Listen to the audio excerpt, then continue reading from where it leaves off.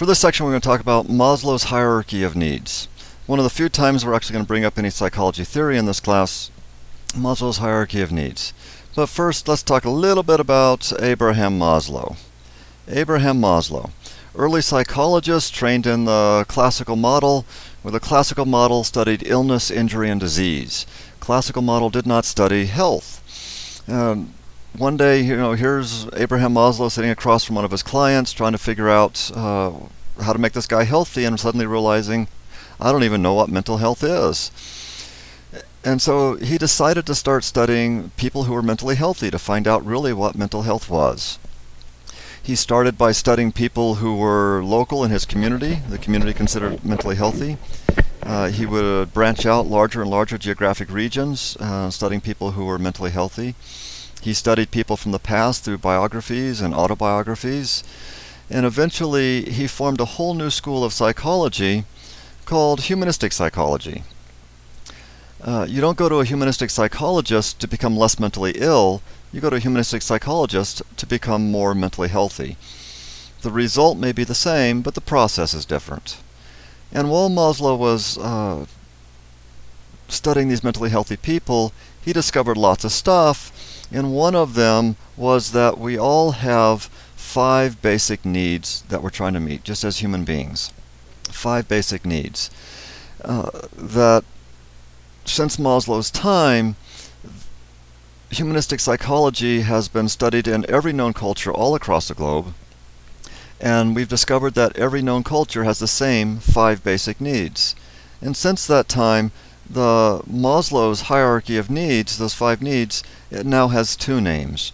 One name is Maslow's hierarchy of needs, and the other one is the 5 universal needs. Now this is relatively unusual in psychology, not totally, but fairly unusual in psychology, that psychology is very, very culturally bound. What makes you mentally healthy in one culture can actually make you mentally ill in another culture. But here we have 5 needs that every human being all across the world is trying to meet. Let's talk about those 5 needs now. Maslow's put them in a pyramid form. The lowest level is our physiological needs.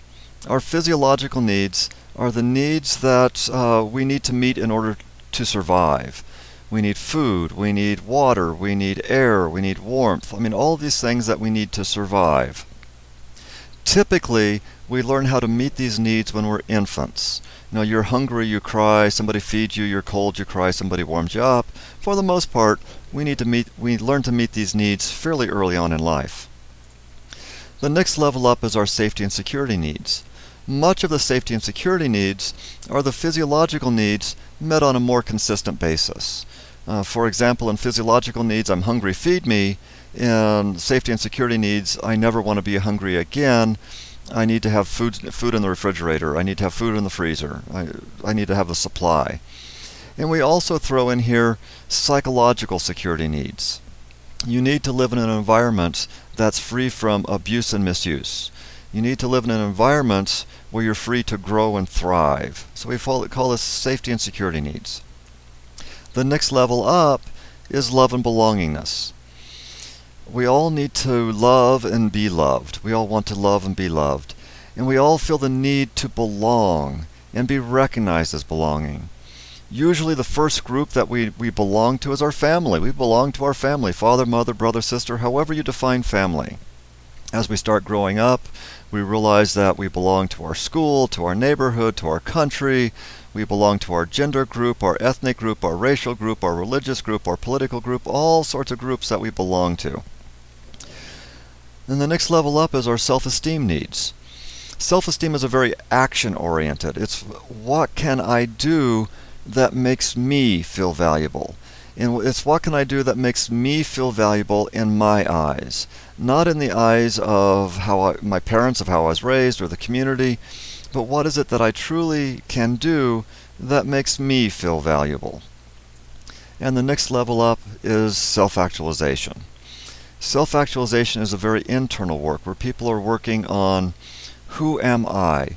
Who am I really outside of all my cultural conditioning, outside of all my cultural programming, but really, who am I?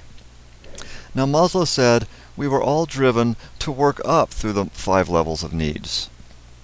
But you can also fall right back down again.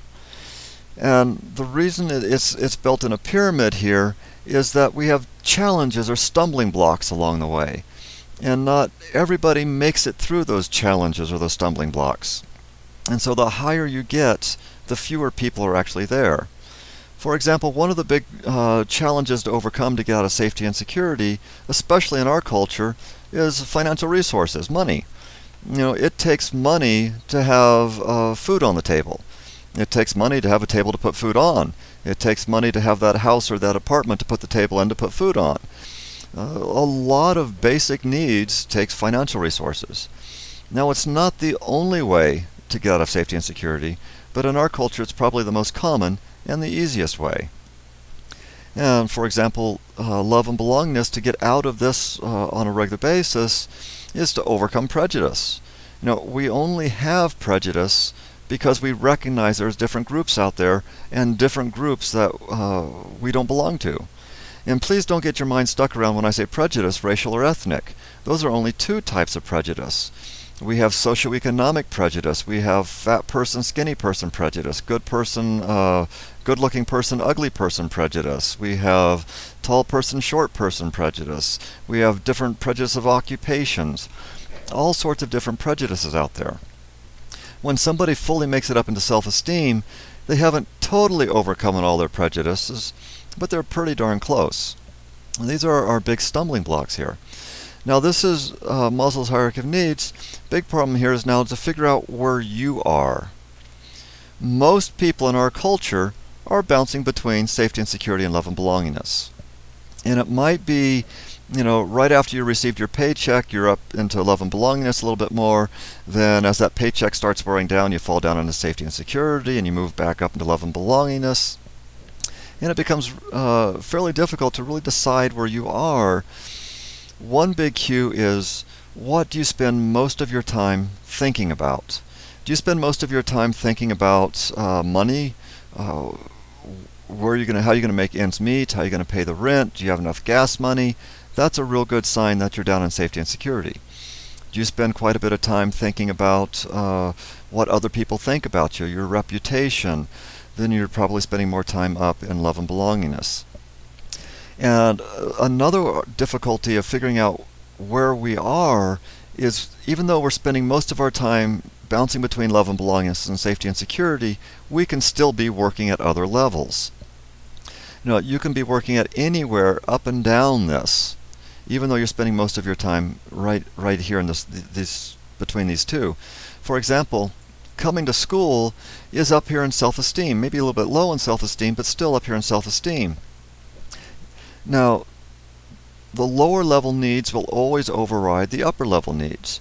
So if you're working up here in school and then something happens with the family, so you become sick, you might just fall back down, and that doesn't seem so important anymore. But it becomes very important when you look at, how are you going to motivate your employees around you? How are you going to motivate yourself? You know, what motivates somebody in safety and security could be an absolute insult to somebody in love and belongingness. So first step is trying to figure out where you are, where you spend most of your time. And even though you might be spending most of your time in safety and security or love and belongingness, you can still be working on the other levels. And the higher you get, the more time you'll be spending working on those other levels there.